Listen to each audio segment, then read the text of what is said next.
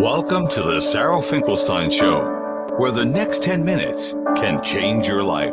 Also on Spotify, SoundCloud, and iHeartRadio. Here's Sarah. Hi, so I want to talk to you today about what does retirement preparedness mean, and also what does it mean to you. But first, let me show you on my business card. It does say retirement preparedness.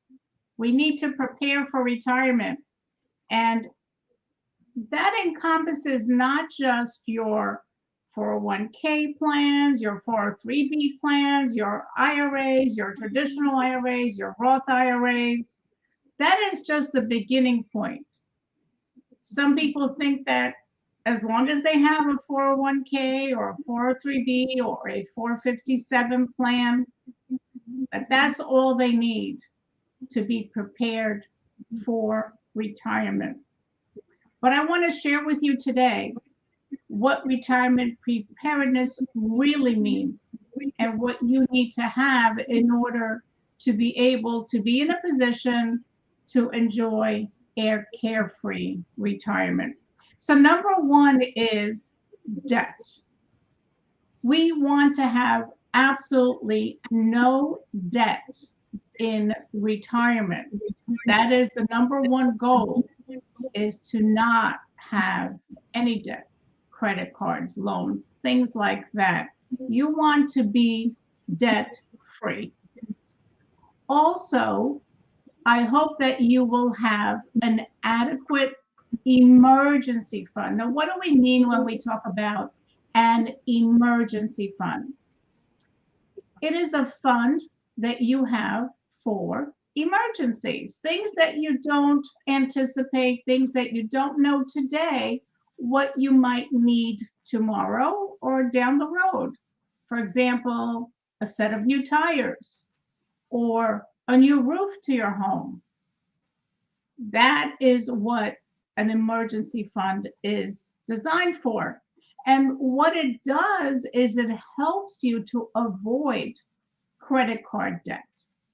Now, I know we all use credit cards probably on a daily basis to make our purchases, but the goal is, when it comes to credit cards, is to pay them off in full every month so that you can avoid spending money unnecessarily on interest charges. Because remember, the money that you spend on interest charges can be used for something else to your benefit, as opposed to making a profit for the credit card company. So number one is being debt-free in retirement and having an adequate emergency fund, which will help you avoid any credit card balances. Life insurance. Now, here's the kicker. Most people don't think of needing life insurance in their latter years, in their retirement years. But there are several reasons why life insurance may be important to you, to your spouse, and to your family in your retirement years. So one of those reasons would be to replace income for a surviving spouse. When you begin to collect Social Security and your spouse begins to collect Social Security, there are two Social Security retirement benefits coming into the household every month. But what happens when one out of the couple passes away? You're down to one, the surviving spouse is down to one Social Security retirement check. And it doesn't matter how small that check might be, it is still will be felt by the surviving spouse. So that is one reason why couples will carry life insurance in retirement. Another reason to have life insurance in retirement is to take care of estate taxes. You may be liable for estate taxes. So that's another reason why it's important to have life insurance. And another reason is to leave a legacy, to leave something behind to your loved ones, to the people in your life that are important to you, whether they're your children, your spouse, your grandchildren, or maybe you want to leave money to a charity. Maybe you want to leave money to your college. Those are all reasons for having the life insurance. And the life insurance, as long as it's structured properly, will go to your beneficiaries income tax free. So those are a few of the reasons why life insurance is important to be prepared for retirement and in retirement. Another thing that will help you be prepared for retirement is having multiple sources of income. So we all know that we get Social Security in our retirement years, but some of us, the ones that are really, really lucky, get a pension. Most people don't have pensions anymore. Guaranteed lifetime income strategies. I'll repeat, guaranteed lifetime income strategies. Income that comes to you every single month, no matter how long you live. Even if you make it to 90, even if you make it to 95, even if you make it to 100 or beyond, that income comes to you forever. Kind of like your Social Security check comes to you for as long as you live. So having multiple sources of income in retirement, you will find it to be very, very helpful, and it will give you a tremendous peace of mind. Medicare, having the right Medicare plan for you. Now, it's not necessarily the plan that your friends might be boasting about, because Medicare is not a one size fits all.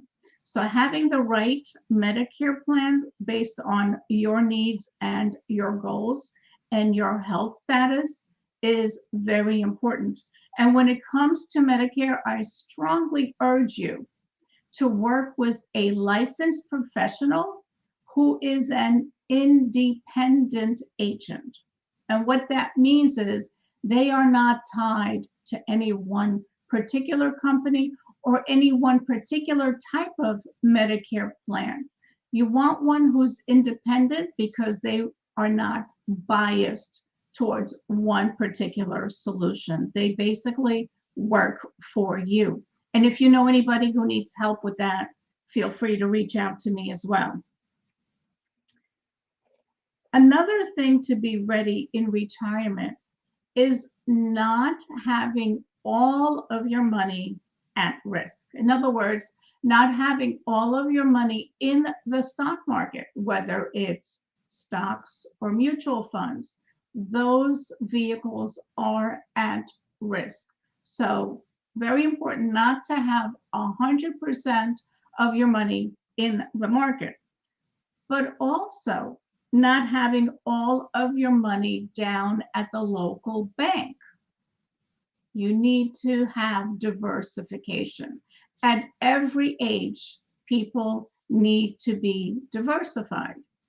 The proportion of risk to safety varies over your years. As you get older, more of your money should be safe and guaranteed.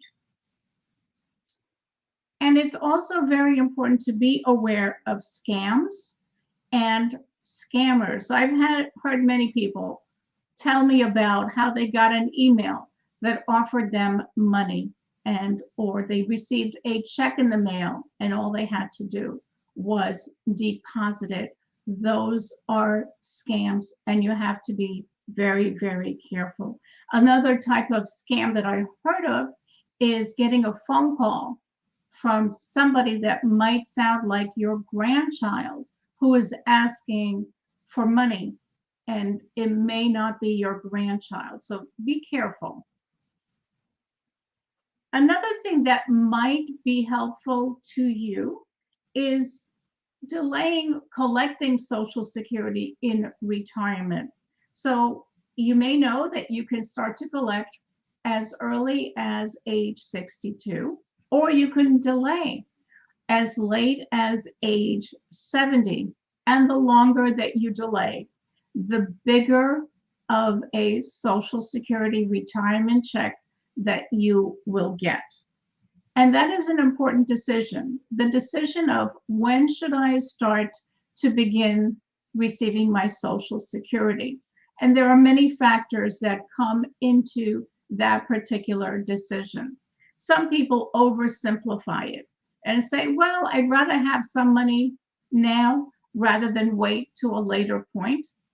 But what they miss the boat on is if you end up having a very long life, which is quite possible these days, because in our family, grandma is over 100 years old. So if you start to collect early at 62 and you live to 95, well, you've cost yourself some money. So please don't take this Social Security claiming decision too lightly.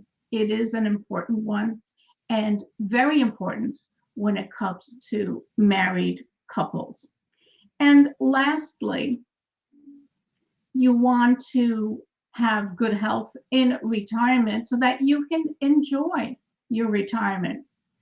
It's kind of hard to enjoy the fruits of your labors when you don't feel up to doing things. So make sure that you take care of your physical and mental health, and that will certainly help you to enjoy your golden years, your retirement years. And if you have questions about anything at all that I've talked about, feel free to reach out. I welcome having a friendly conversation with you.